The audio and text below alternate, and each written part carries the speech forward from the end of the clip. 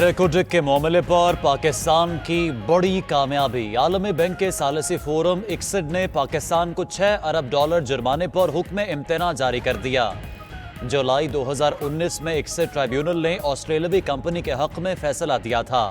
Attorney general office کے مطابق 2019 میں پاکستان نے $6 ارب جرمانہ کالعدم قرار دلانے کی قانونی کارروائی شروع کی تھی۔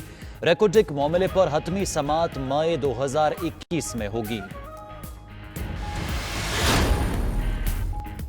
وزیر اعظم کی زیر صدارت بلوچستان کے معدنی وسائل سے متعلق اجلاس، army chief general Qamar Javed Bajwa کی بھی شرکت۔ بلوچستان کے معدنی وسائل بروئے کار لانے کے حوالے سے روڈ میپ پر تبادلہ خیال۔ وزیر اعلیٰ بلوچستان کے اجلاس کے شرکاء کو بریفنگ۔ وزیر اعظم کا کہنا تھا، بلوچستان کی سماجی اور معاشی ترقی حکومت کی اولین ترجیح ہے۔ کاروباری برادری کو ہر ممکن سہولیات فراہم کی جائیں گی۔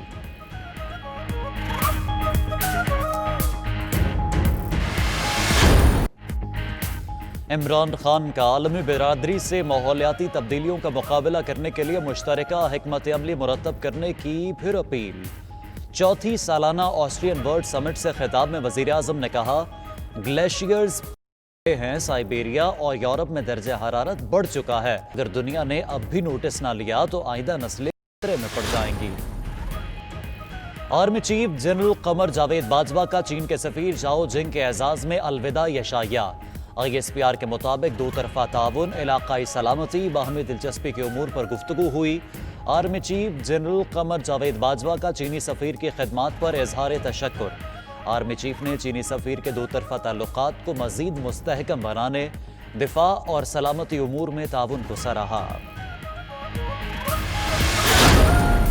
ہم احتساب نہیں، کام کی چکی سے ہم گزر رہے ہیں۔ ون سائیڈڈ ایک احتساب کے نام پر انتقام کی یہ جو چکی جو ہے جو چلائی جا رہی ہے۔ حکومت کے اپنے کابینہ میں آدھے سے زیادہ وہ لوگ بیٹھے ہیں جن کا اگر ایک فیئر اگر اس کا اکاؤنٹیبلٹی ہو تو وہ بچ نہیں سکتے۔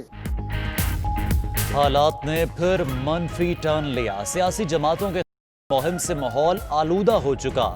شہباز شریف کا پاکستان بار کی APC سے خطاب، بولے اپوزیشن کے لوگ احتساب نہیں ہم کی چکی میں پس رہے ہیں۔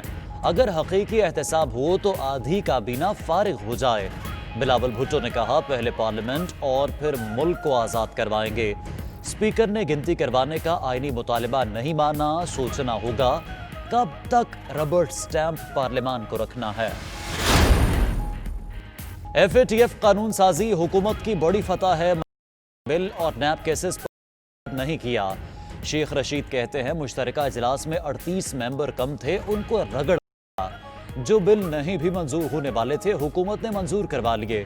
ادھر اسپیکر اسد کیسر کا کہنا ہے، پارلیمنٹ کا اجلاس رولز کے مطابق چلایا، عدم اعتماد کی تحریک لانا اپوزیشن کا آئینی حق ہے۔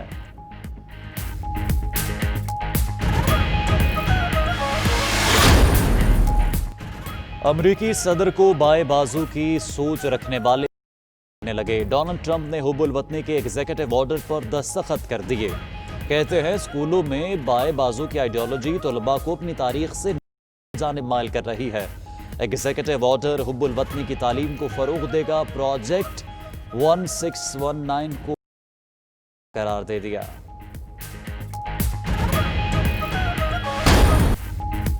اور پولینڈ کے مائیکل وائٹو نے Tour de France cycle race کا 18واں مرحلہ اپنے نام کر لیا۔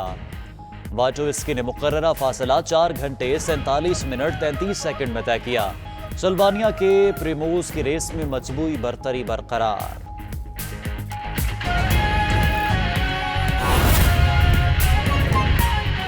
کام کیا یا میں جیت گیا یا میں نے کوئی یونیورسٹی بنائی، انسان کوشش کرتا ہے۔ اللہ نے انسان کے ہاتھ میں کوشش رکھی ہے، کامیابی تو وہ دیتا ہے۔ تو یہ جو آپ نے ابھی بڑی اچھی باتیں کی کہ ہمارا جو بیسکلی آپ نے یہ کہا کہ وہ جو راستہ ہے پاکستان کو، اس راستے پہ چلنا چاہیے جس پہ پاکستان کو ایک عظیم قوم بنائے گا۔ ہم وہ راستہ ڈھونڈ رہے ہیں، وہ راستہ جو کہ قائد اعظم جس کی بات کرتے تھے، جو علامہ اقبال جس کی خواب دیکھتے رہے، وہ جو راستہ تھا اس راستے سے ہم بڑی دور نکل گئے، اور اس کی ایک بہت بڑی وجہ ہے کہ ہمیں ایک بڑی جلدی 15-20 سال کے بعد ایک ڈپینڈنسی سنڈرم آ گیا کہ ہمیں اپنے اوپر کانفیڈنس چلا گیا. ہمیں ایک کلونیلزم کا جو ایک بہت کلونیلزم تو ہے ہی تباہی ایک قوم کے لیے، کیونکہ ان کے اندر سیلف ورتھ کانفیڈنس ختم کر دیتی ہے. لیکن جو انہوں نے ہمیں ڈپینڈنسی سنڈرم پہ لگا دیا کہ ہم ایک غلام ذہنیت کے لوگ ہیں، جو بھی ترقی کرتی ہے تو وہ مغرب کرتی ہے اور ہم ان کی بس اسے سیکھتے ہیں، یعنی ہم اچھے غلام بن جائیں. میں جب پہلی دفعہ، میں صرف آپ کو یہ مائنڈ سیٹ کی بات بتانا چاہتا ہوں کہ میں جب پہلی دفعہ انگلینڈ کرکٹ کھیلنے گیا پاکستان ٹیم کے ساتھ، تو میرے سینئر پلیئرز جو تھے، میں تو 18 سال کا تھا، میں بڑی خواب لے کے گیا ہوا، تو میرے سینئر پلیئرز نے مجھے کہا کہ اگر ہم انگریز سے عزت سے ہار جائیں تو یہی ہماری کامیابی ہے. یعنی وہ اتنا ایک کمپلیکس تھا کہ ہم ان سے جیت ہی نہیں سکتے. یہی مائنڈ سیٹ ہے ہر جگہ پہ. کیوں نہیں ہم اپنے سائنٹسٹ پروڈیوس کرتے؟ کیوں نہیں ہم اپنی چیزیں ایجاد کرتے؟